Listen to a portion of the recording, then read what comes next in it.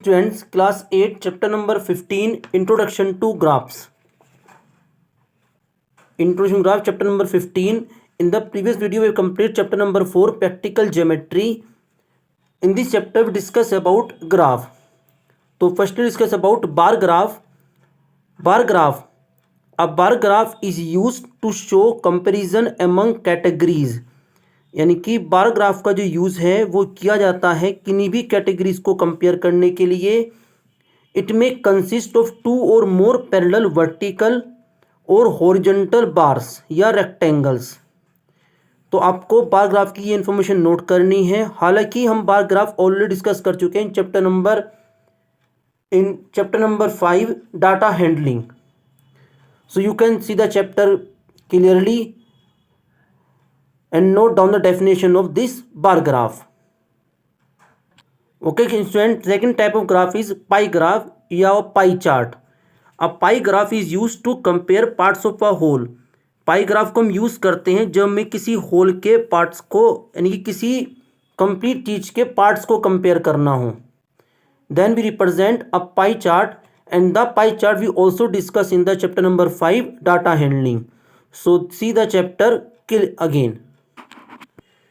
Okay student, third type of graph is histogram. Histogram is a bar graph. ये bar graph की तरह होता है that shows data in intervals, जिसमें intervals को रिप्रेजेंट किया जाता है with the help of bars. But in a bar graph rectangles have proper gap, but in a histogram rectangle have no gap. The histogram we discuss in the senior classes. And now it is a line graph.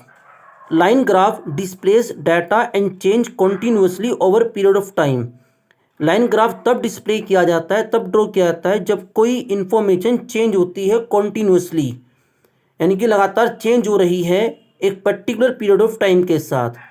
In this chapter we discuss for this line graph. So now start exercise 15.1. Okay student, now start exercise 15.1. The following graph shows the temperature of a patient in a hospital recorded every hours. यहाँ पर एक आप देख सकते हो graph given है जिसमें किसी पेशेंट के टेम्परेचर का रिकॉर्ड दे रखा है पर्टिकुलर इंटरवल पर.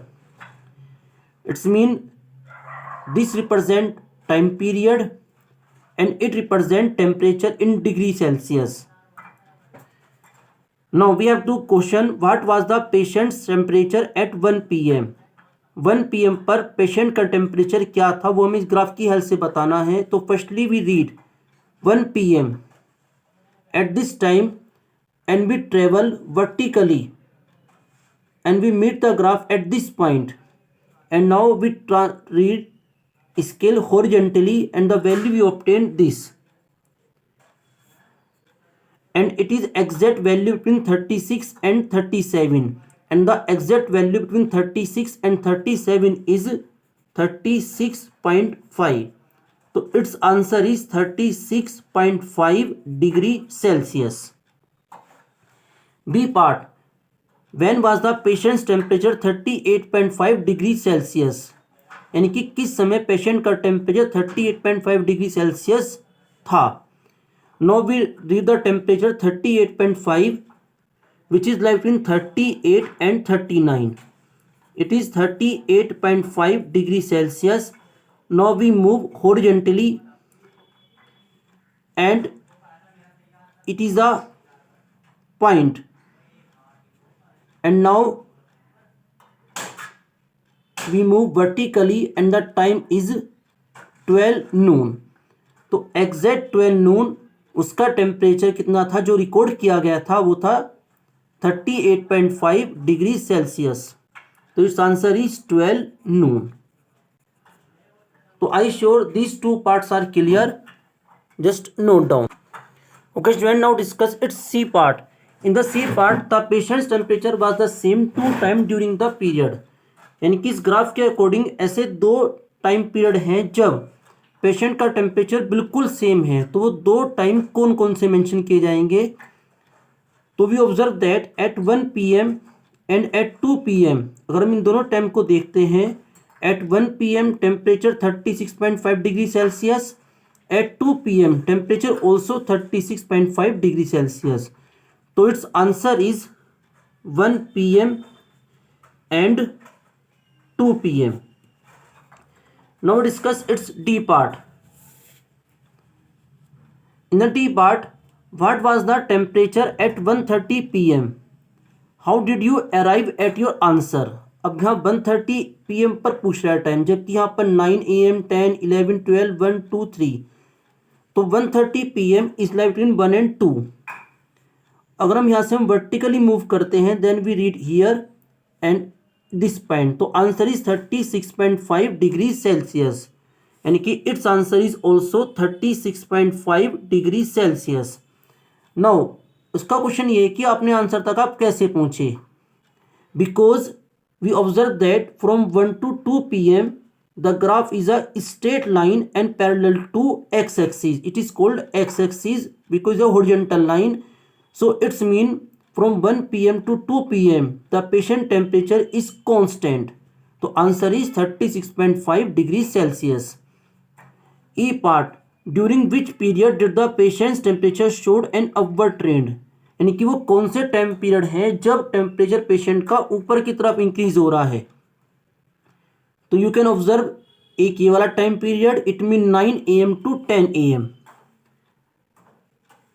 9 AM to 10 AM.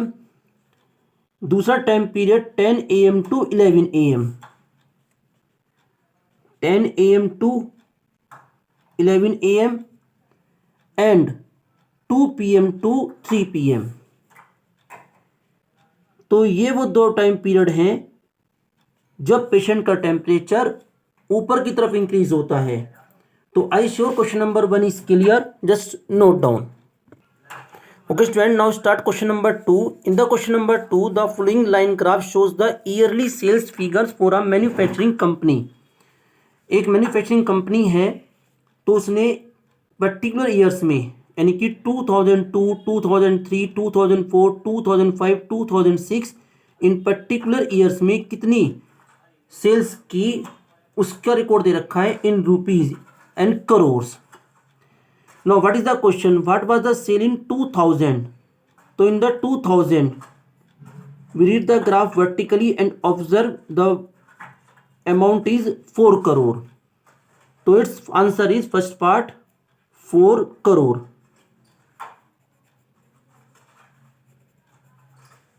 Second part, in the 2006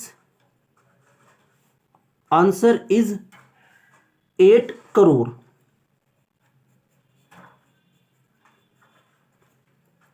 B part, what was the sale in 2003?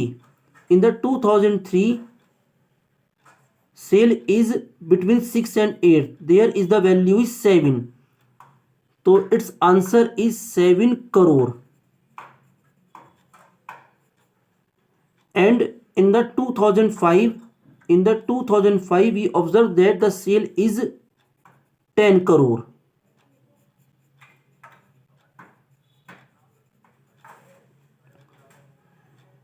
Now C part, compute the difference between the sales in 2002 and 2006.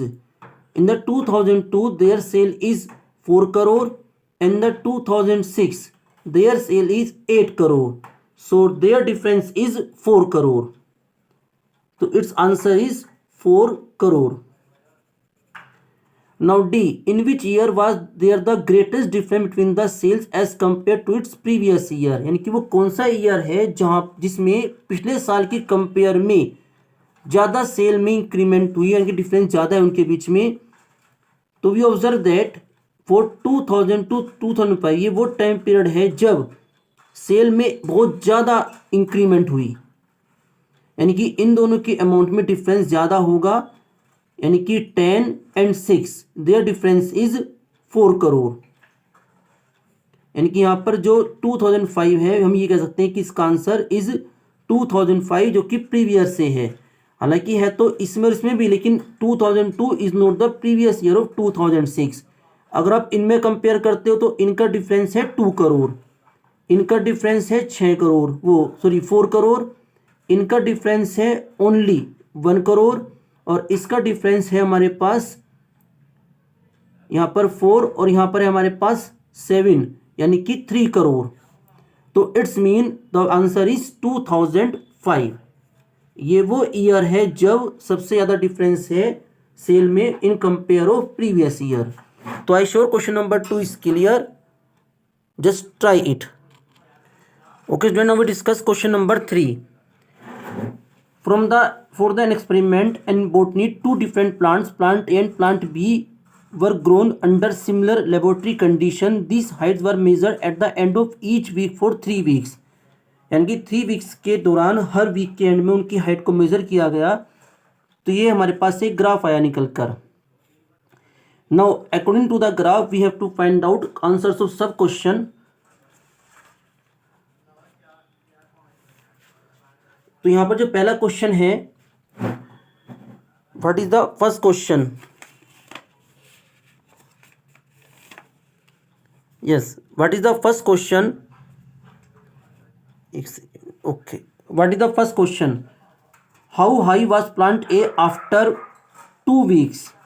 यानी कि जो हमारे पास प्लांट ए है, ये जो आप डार्क लाइन देखिए रिप्रेजेंट प्लांट ए, तो आफ्टर 2 वीक्स उसकी हाइट कितनी है? तो after 2 weeks you can see that it's height is exact 7 centimetre. तो इट्स आंसर इज 7 सेंटीमीटर। और आफ्टर 3 वीक्स उसकी हाइट कितनी है प्लांट ए की? ये जो डॉटेड लाइन जा रही है, इट्स हाइट इज 9 सेंटीमीटर।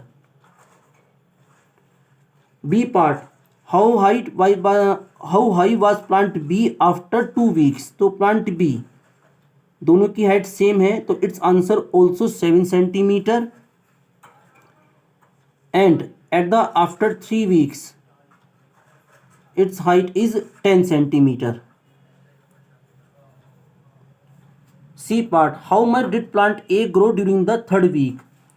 तो during the 3rd week plant A ने कितनी ग्रोथ करी? तो you observe that during the 3rd week, जब 3rd वीक की स्टार्टिंग हुई थी तो उसकी हाइट थी 7 सेंटीमीटर, और at the end of plant A की जो हाइट है वो है 9 सेंटीमीटर। इट्स मीन जो उसने ग्रोथ करी है वो कितनी करी है? 9 centimeter minus 7 centimeter. The answer is 2 centimeter. Now we discuss its remaining questions.